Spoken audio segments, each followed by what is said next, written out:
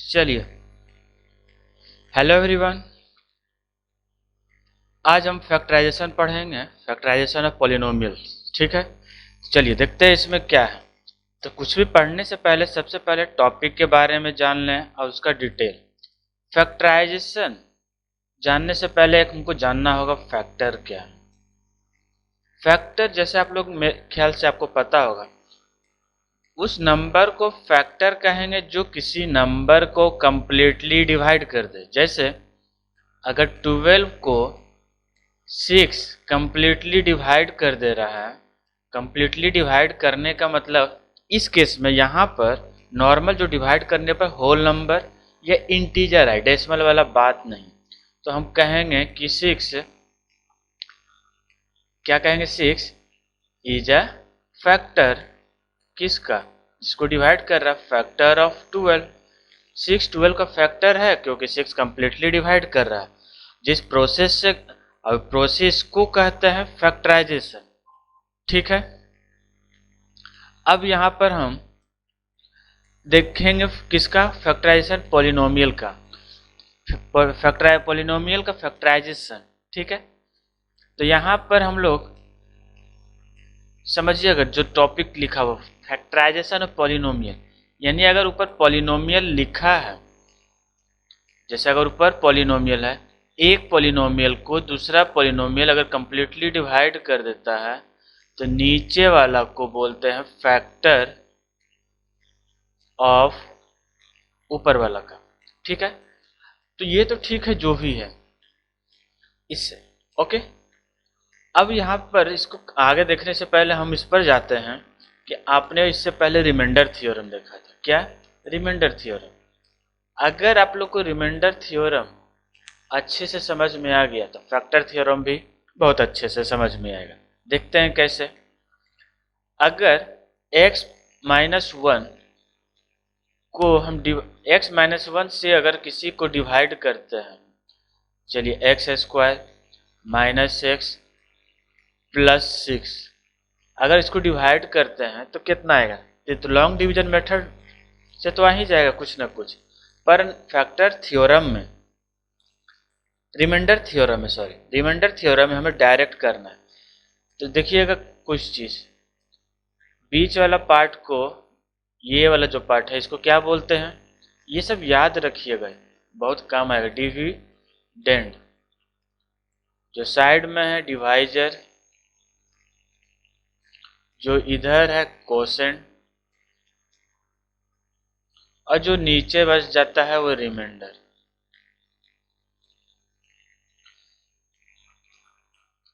कुछ चीज यहाँ पे जो रूल है वो आप लोग को बता दे रहे हैं। डिवाइड कब हो, डिवाइड तभी होगा जब, नहीं डिवाइड तो होगा ही, और रिमाइंडर थ्योरम तभी अप्लाई करेंगे जब डिविडेंड का डिग्री, इसका डिग्री क्या हो, 1 से ज्यादा हो या 1 के बराबर। ठीक है, दूसरा डिवाइजर का डिग्री, इसका डिग्री डिविडेंड से क्या हो, छोटा हो या उसके बराबर हो। डिविडेंड का डिग्री ज़्यादा होना चाहिए या बराबर होना चाहिए डिवाइजर का। मतलब सिंपल सी बात है, डिविजर का डिग्री कम, डिविडेंड से कम होगा या उसके बराबर होगा, डिविडेंड से कभी ज़्यादा नहीं होगा। ये दो केस पर हम रिमाइंडर थ्योरम अप्लाई करेंगे। तो रिमाइंडर थ्योरम में बताया था कि जब भी रिमाइंडर थ्योरम अप्लाई करना है, जो भी डिवाइजर है उसको इक्वेट कर दो 0 से। कोई मतलब नहीं है कि वहाँ पर क्या है क्या नहीं, कंफ्यूज कुछ नहीं होना है। ठीक है, तो x का वैल्यू क्या आया, 1 आया, और जो भी x का वैल्यू आया उसको पुट कर देना है डिविडेंड में, जहाँ x है, जहाँ x है मैं वही कर रहा हूँ, एक्स्ट्रा कुछ नहीं लगा रहा हूँ। ठीक, यानी 1 माइनस 1 प्लस 6 कट गया, जो आया ये रिमाइंडर। तो अप्लाई रिमाइंडर क्या आया, 6, इसलिए इस प्रोसेस को बोलते हैं रिमाइंडर थ्योरम। ओके, अगर ये क्या है, रिमाइंडर है ना, ये रिमाइंडर है। अगर रिमाइंडर 0 आ जाता तो हम बोलते हैं कि कंप्लीटली कट कर रहा है। जैसे देखिएगा, अगर 5 को 2 से डिवाइड कर रहे हैं, 2 से डिवाइड किए तो क्या हुआ, 4 1 बचा, तो ये रिमाइंडर बच गया, ये हो गया रिमाइंडर थ्योरम। कुछ बच गया तो अगर हम इसी चीज को मान लेते हैं 5 की जगह पर 4 रहता, अब हम 2 से डिवाइड करते हैं, किससे, 2 से, तो ये कंप्लीटली डिवाइड हो जा रहा है, डिवाइड हो रहा है ना 0। अगर रिमाइंडर 0 आया तो हम बोल देंगे कि 2 कंप्लीटली डिवाइड कर रहा है 4 को, मतलब 2 is a factor. Same process यहाँ भी देखते हैं। अगर x प्लस 2 है, ठीक है, ये किसको डिवाइड कर रहा है, x square plus x minus 6, ठीक है, x square plus x minus 6, minus नहीं होगा या प्लस नहीं होगा, ये माइनस ले लेते हैं। तो इसमें क्या करेंगे, x प्लस 2, जो भी डिवाइजर है उसको 0 से इक्वेट करो बिना कुछ सोचे। ये रूल है हर कंडीशन में, चाहे क्वेश्चन कितना कॉम्प्लिकेटेड हो, डिवाइजर को 0 से इक्वेट कर दो। ये बेसिक है, क्वेश्चन कुछ भी हो बेसिक रूल फॉलो करो, बन जाएगा।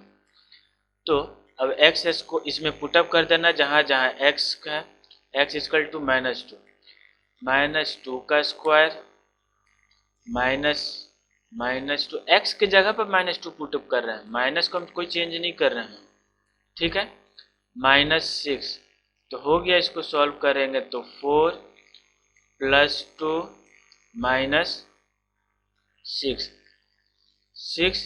Plus -6 equal to 0। जब 0 हो गया मतलब हम कहेंगे x plus 2 is the factor of this, ठीक है। इसमें बस हमको यही चीज ध्यान देना है, फैक्टर थ्योरम। जैसे यहाँ पे कह रहा है ना क्वेश्चन नंबर 11, देखिएगा कि ये क्या है, दिस इज अ फैक्टर, यानी ये कंप्लीटली डिवाइड कर रहा है किसको, इसको और इसको। चलिए इसको पहला बोल देते हैं, इसको दूसरा। जब पहला को डिवाइड करें, किसको, पहला को, जो भी डिवाइजर है बिना सोचे हम बोले थे इक्वेट कर दो, कर दिया, x इक्वल टू -2। अब x इक्वल टू -2 पहला में रखें, देखिए यहाँ पर रखा है, बेसिक रूल फॉलो किया है, इसका रिजल्ट 0 आएगा ही। चलिए देख लेते हैं, देखिए आ गया, मतलब x plus 2 is a factor of this, ठीक है। अब एक और क्वेश्चन था कि x प्लस 2 2x प्लस 4 को क्या डिवाइड कर रहा है, सेम प्रोसेस अप्लाई करेंगे, अगर कर रहा है तो कह देंगे कि फैक्टर है। तो देख लेते हैं, x plus 2 equal to 0, then x equal to -2, ठीक। तो 2x प्लस 4, तो x का वैल्यू -2 रख दो, 2 इंटू -2 प्लस 4। पूरा मैथ में कहीं भी जो एडिशन सब्ट्रैक्शन कुछ भी है, मुझे बेसिक रूल अप्लाई करना है, that is BODMAS apply करेंगे, काम हो जाएगा। 2 2 जा -4 प्लस 4 इक्वल टू 0, 0 मतलब x plus 2 is also a factor of this, ठीक है। यहाँ तक कोई कंफ्यूजन नहीं। चलिए नेक्स्ट क्वेश्चन देखते हैं। क्वेश्चन 2 का एग्जाम्पल 12 कह रहा है क्या, k का वैल्यू निकालना है। समझिएगा बातों को, इसमें ये सब कोई हार्ड नहीं है, बस टर्म को समझना है, काम खत्म। कह रहा कि अगर x प्लस 1 फैक्टर है, अगर है, मान लेते हैं है, मतलब ये इसको कंप्लीटली डिवाइड करेगा। अभी तक जो कर रहे थे वही सोचना है, यानी x प्लस -1 को 0 से इक्वेट करो तो आ गया x इक्वल टू 1, ठीक है।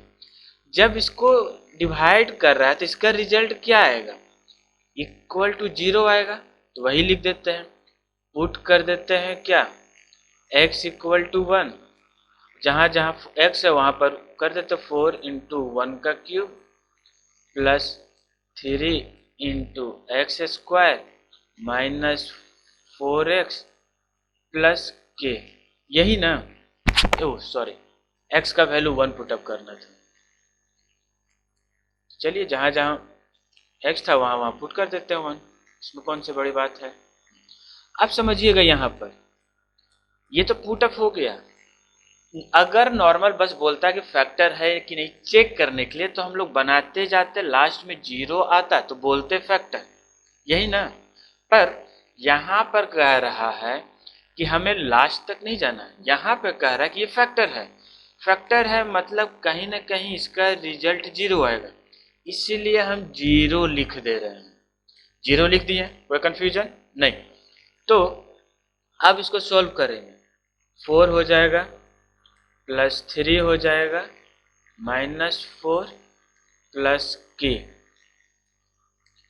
ये प्लस 4 माइनस 4 कट गया तो बच गया के इक्वल टू -3, क्योंकि 3 का साइड चेंज हुआ तो -3, ठीक है? इसलिए तो के का वैल्यू क्या हुआ, के -3। देखिए यहाँ पर आया, हाँ आया। जब कोई पॉलिनोमियल में किसी का वैल्यू पुटअप करना है तब स्टार्टिंग में ही जीरो इक्वेट कर देंगे, क्योंकि वो बोल दिया है कि रिमेंड फैक्टर है। फैक्टर बोला है इसलिए जीरो कह रहे हैं। अगर जस्ट इमेजिन, अगर क्वेश्चन में कह देता कि रिमाइंडर कुछ ना कुछ बच रहा है, चलिए मान लेते हैं क्वेश्चन में क्या कि रिमाइंडर फैक्टर नहीं है, कह रहा है कि रिमाइंडर 5 बच रहा है। क्या बच रहा है? 5। तो हम कुछ नहीं, यहाँ पर 5 लेते हुए चलते हैं। जो कह रहा है रिमाइंडर बच रहा है, रिमाइंडर का वैल्यू रखो इक्वल टू के बाद।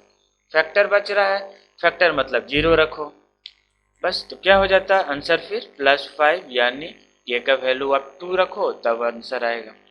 समझ पाए? ध्यान दीजिएगा, ये जो दूसरा वाला बनाया इमेजिनेशन है, हाइपोथेटिकल क्वेश्चन है। इस तरह का क्वेश्चन एग्जिस्ट करता है, एग्जाम में आता है, इसलिए मैं यहाँ पर बताया हूँ। ठीक है, नेक्स्ट क्वेश्चन देखते हैं। चलिए अब मिडिल टर्म स्प्लिटिंग देखते हैं। ये सब आप क्लास 8 में देख चुके हैं, फिर भी यहाँ पर मिडिल टर्म स्प्लिटिंग हम बात कर रहे हैं, मिडिल टर्म स्प्लिटिंग का।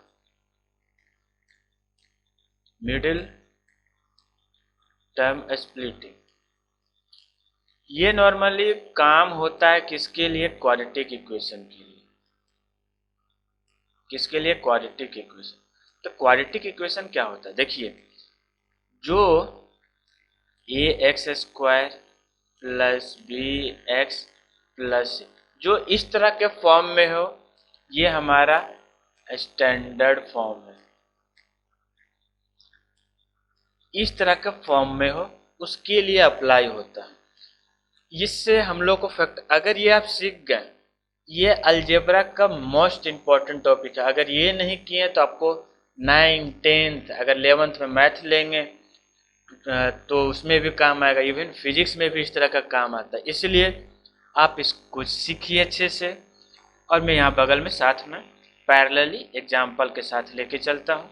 चलिए देखिए क्वेश्चन, इस एक तरफ लेफ्ट हैंड साइड में एक लाइन बना दे रहा हूँ, लेफ्ट हैंड साइड में standard forms, right hand side में एग्जाम्पल के साथ। x² प्लस x -6, ठीक है? ओह सॉरी, स्टैंडर्ड फॉर्म लेना था ना। ax² plus bx plus c, question x² minus x plus 6, ठीक है? +6 नहीं लेंगे, -6 लेंगे, -6।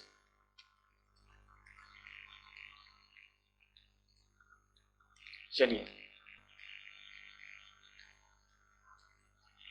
अब देखते हैं, इस क्वेश्चन में जो भी लिखा हो उसको हम लोग A, B, C वो हम लोग लिख लेंगे। तो यहाँ पर x के बगल में ए एक्स स्क्वायर के बगल में जो भी होगा वो ए होगा, एक्स के बगल में जो भी होगा वो बी होगा, और लास्ट में जो भी होगा सी होगा। समझिएगा बातों को। यहाँ पर चलिए, तो यहाँ पर हाँ कुछ नहीं लिखा है तो क्या समझना है। देख, अगर कुछ नहीं लिखा है तो हम लोग को समझना है यहाँ पर 1 छुपा हुआ है, क्योंकि 1 के साथ कुछ भी 1 के साथ कुछ भी मल्टीप्लाई हो हमें उसका वैल्यू चेंज नहीं होता है, इसीलिए। ठीक है, तो अब अगला देखें। पहला क्या करना है, a into C, A into C को मल्टीप्लाई करना। तो यहाँ भी a इंटू सी क्या आया, 1 इंटू -6 इक्वल टू -6। अब यहाँ पर -6 को प्राइम फैक्टराइज करना है। जब 6 को प्राइम फैक्टराइज करेंगे तो -2 इंटू 3 इंटू 1। तो यहाँ पर नॉर्मली 1 का काम नहीं होगा, इसलिए 1 को इग्नोर करके हम बस 2 को लिखें। अब ये 2 ग्रुप में ऐसा बांटिए कि इसको 2 ग्रुप को ऐसा बांटिए, इसका जोड़ या घटाव करके, एडिशन या सब्ट्रैक्शन करके बी आए, और इसी का मल्टीप्लाई करके हमारा ए सी है। तो पहले एडिशन सब्ट्रैक्शन देखेंगे, फिर मल्टीप्लिकेशन डिवीजन। तो यहाँ देख रहे हैं 3 - 2 करके 1 आया, डेट इज बी। बी तो 1 ही था ना, सॉरी यहाँ x नहीं, यहाँ b होगा। ठीक है, और यहाँ पर 3 - 2 को मल्टीप्लाई करेंगे तो -6 आया, डेट इज AC के बराबर। कोई कंफ्यूजन? यही फॉर्मेट लगाना है। जब ये हो जाएगा तब देखिए, ये सब, ये वाला जो भी चीज हम ब्लू से लिख रहे हैं यहाँ से, ये सब चीज आपको राइट हैंड साइड रफ में करना, पर बगल में करना है।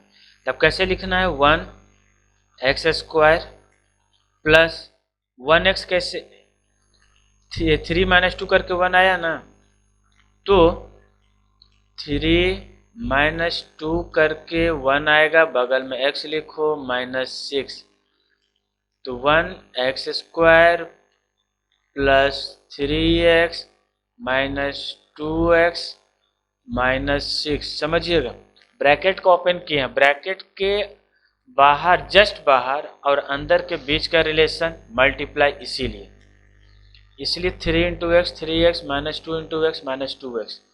इस दोनों में से कुछ कॉमन लेंगे तो आएगा x कॉमन ले लिए तो हो गया x प्लस 3।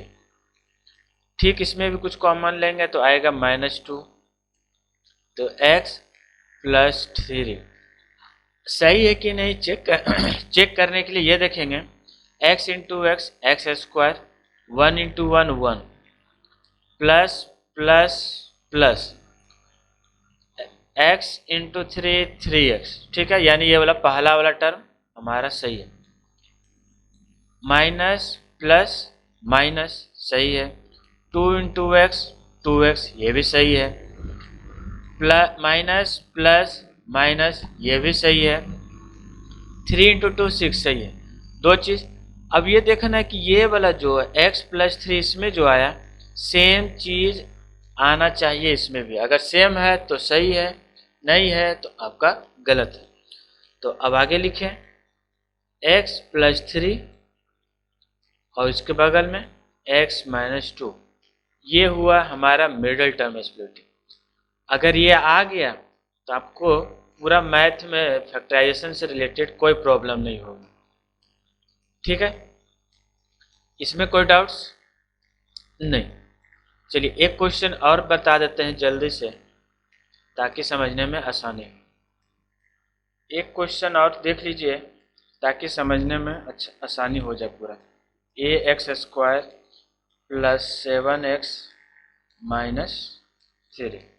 ठीक है, तो इसमें सेम प्रोसेस कर रहे हैं, देखिएगा a = 6, b equal to 7, c equal to -3। हमने क्या कहा था पहले, a इंटू सी मल्टीप्लाई करो, 6 इंटू -3 -18। 18 का प्राइम फैक्टराइज किए हैं तो हमारा आया माइनस, देख लेते कैसे करते हैं। 18 हमेशा करेंगे छोटा छोटा नंबर से, 2 9 जा 3 3 जा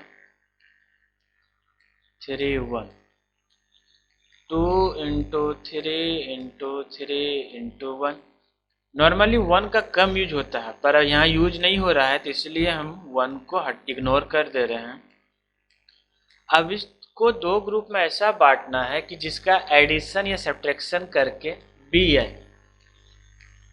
तो देखते हैं, 3 2 जा 6 3, 6 में से 3 घटाने पर 7 आएगा नहीं, 6 में से 3 जोड़ने पर 7 आएगा नहीं, इसलिए ये ग्रुप नहीं लेंगे। अब ये दोनों ग्रुप ले लेते हैं। 9 में से 2 जोड़ने पर 7 आएगा नहीं, 9 में से 2 घटाने पर आएगा, यानी 9 में से 2 घटाएं तो 7 आ गया, डेट इज b। अब यही दो नंबर को 9 इंटू -2 करेंगे तो -18 आ गया। इसका मतलब ये कॉम्बिनेशन सही है। चलिए देखते हैं आगे बनाकर क्या बनाएंगे। ये सब चीज जो भी हम लिखे हैं, ये वाला, ये आपको बगल में रफ में करना, सामने नहीं कर देंगे, कोई दिक्कत नहीं है, पर बगल में करेंगे ज़्यादा अच्छा होगा, बेस्ट होगा। तो अब इसको सॉल्व करेंगे, 6x² प्लस 9 - 2 7 आया, x -3, 6x² plus 9x -2x -3। अब इस दोनों को कॉमन ले लीजिए तो हो जाएगा 6 और 9 को देखकर क्या कोई नंबर ऐसा आ रहा है ध्यान में जो दोनों के टेबल में है? किसी के टेबल में दोनों है। 9 और 6 को देख के मुझे सिर्फ 3 का ही टेबल ध्यान में आ रहा है, जिसके टेबल में 6 और 9 है, दोनों में x कॉमन। 3 में क्या मल्टीप्लाई करेंगे तो 6 आएगा, 3 में 2 मल्टीप्लाई करेंगे 6 आएगा, x में क्या मल्टीप्लाई करेंगे तो x², x into x x² आएगा, प्लस अभी हमने गलती शायद बोला गया, x में क्या मल्टीप्लाई करेंगे तो x² आएगा, यहाँ पर x में x मल्टीप्लाई करेंगे x²। ये सब लॉ ऑफ एक्सपोनेंट्स में है, अगर डाउट है तो वो वीडियो देख लीजिए, उसमें क्लियर हो जाए। 3 में क्या मल्टीप्लाई करेंगे तो 9 आएगा 3, x तो पहले ही से है इसलिए हम इसको छोड़ दें, -1 यहाँ ले लें। क्यों?